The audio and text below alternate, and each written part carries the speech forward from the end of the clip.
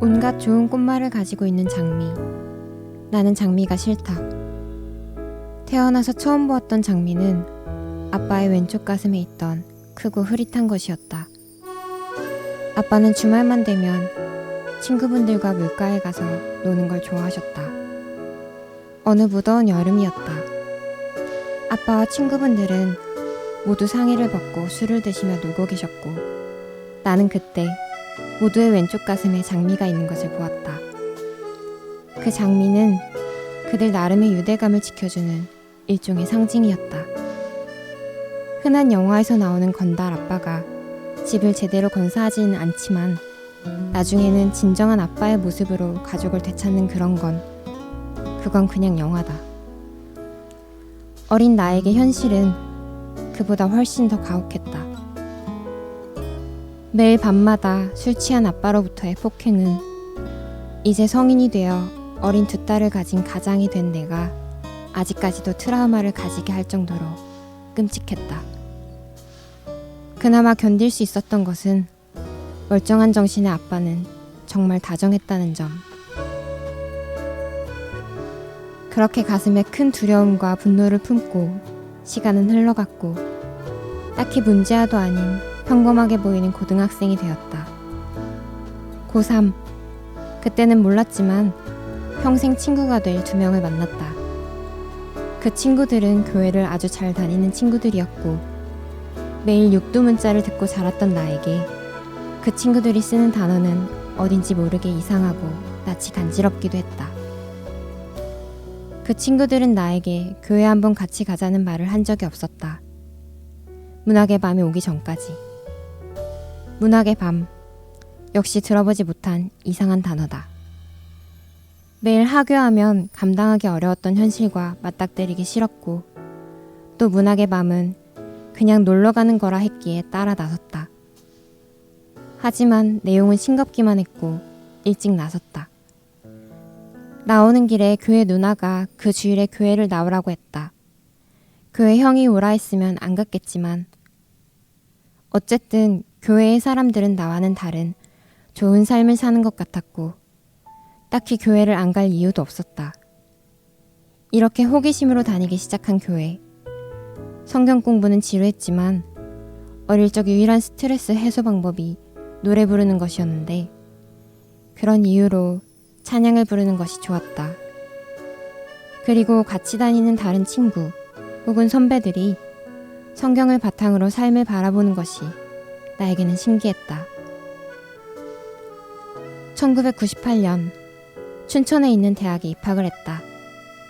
그 당시 IMF로 나라 경제는 어려워졌고 아빠가 하시던 일은 그야말로 망해버렸다.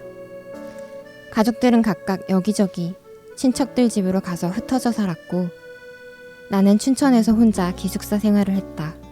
그러다 하나님에 대해 의문이 들었다. 물론 내가 교회를 다닌 지는 얼마 안 됐다고 쳐도 기도는 다닌 이유로 계속했다. 가족의 평화를 위해 기도한 것은 2가지였다. 아빠의 금주와 가족이 같이 모여 살 수 있는 방 1칸. 어느 것 하나 된 것이 없었다. 세상을 창조하신 분이 자녀가 애타게 기도하는데 2가지 해결 못 해주심에 분노를 하면서도 기특하게 주일마다 교회를 다녔다. 지금 생각해보면 그때는 답도 없었고 뭘 어떻게 해야 할지도 몰랐다. 단지 주일마다 교회에 가서 그리고 틈틈이 기도하면서 하나님께 따지는 것뿐. 생각해보면 그 당시에는 어린 시절부터 시달렸던 폭력이 분노가 되어 하나님께 쏟아내었던 것 같다. 그때에는 자존감도 낮았고 인생에 대한 비전 자체를 생각해 본 적이 없었다. 그렇다고 주어진 현실을 포기할 수는 없었다. 마냥 분노하며 따지며 지내기에는 삶이 너무 바닥이었기에 나름 주어진 시간에 최선을 다한 후에 하나님께 따지듯 기도했다. 그 당시에는 너무 힘들었지만 돌이켜보면 하나님은 모든 학기에 나에게 장학금이라는 선물을 주셨다. 하나님을 잘 알지 못했지만 매학기 선물을 받을 때마다 나의 노력으로 되었다는 생각을 해본 적이 없었다. 매학기 이런 확신들이 단순한 감정의 변화는 아니었고 점점 주님을 의지하는 나의 인생을 돌이켜보게 되었다. 하지만 그때의 나의 신앙은 정말 기복신앙에 기초한 듯하다. 내가 이만큼 하나님을 의지하고 믿고 기도하오니 이만큼 주세요 라고. 그리고 주시면 그에 따라 더 감사하고 안 주시면 분노하는 그런 얕은 믿음. 대학을 다니면서 정말 많은 일들이 있었지만 여차저차 졸업을 하였다.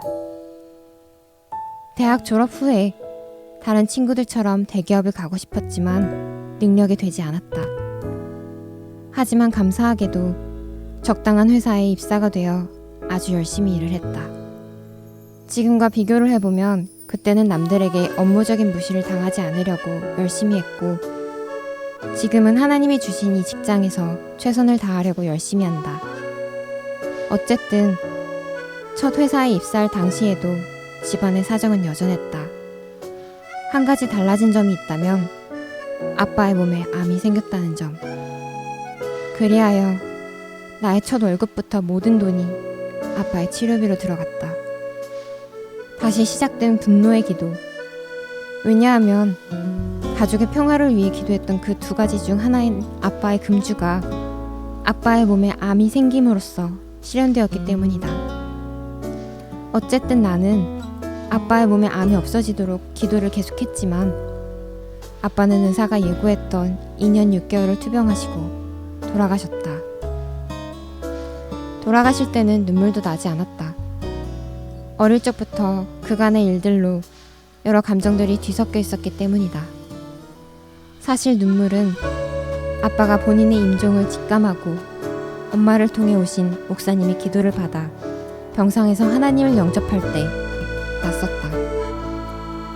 병으로 쇠약해지고 주름진 얼굴에서 흐르는 마른 눈물을 보았을 때 비록 돌아가시기 전이지만 주님을 영접했다는 기쁨과 나도 이제 용서하겠다는 마음이 생겼기 때문이다.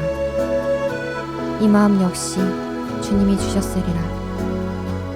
지면이 길지 않아 많은 것을 나누지 못하지만 고등학교 3학년 때 교회를 다닌 이후로 몇 년 전 미국에 건너와 한마음교회에서 주차 사역을 하는 지금까지도 나름대로의 굵직한 간증들이 있다. 이 모든 것의 중심은 나는 할 수 없었고 오직 주님이 나를 위해 해주신 일이라는 점이다. 여전히 하나님은 나의 기도를 하루아침에 들어주시지 않는다. 하지만 지금 들어주시지 않는 것 역시 기도응답이기에 오늘도 주님을 온전히 신뢰하며 감사의 기도를 드린다.